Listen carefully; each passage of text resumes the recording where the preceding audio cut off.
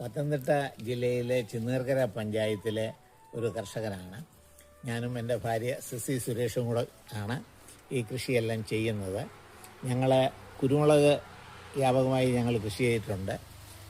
കരിമുണ്ടയും മറ്റേ പേരുന്ന കൂമ്പുങ്ങൽ വെറൈറ്റിയുമാണ് ചെയ്തേക്കുന്നത്.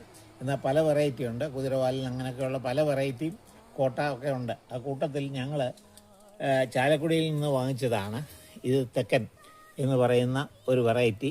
ഇത് കണ്ട് 2-3 വർഷത്തിന് മുമ്പ് ഞങ്ങൾ കൊണ്ട് വെച്ചതാണ്. ഇതിങ്ങനെ ബ്രാഞ്ചസ് ആയിട്ടിരിക്കുക ഒരു വെറൈറ്റിയാണ്.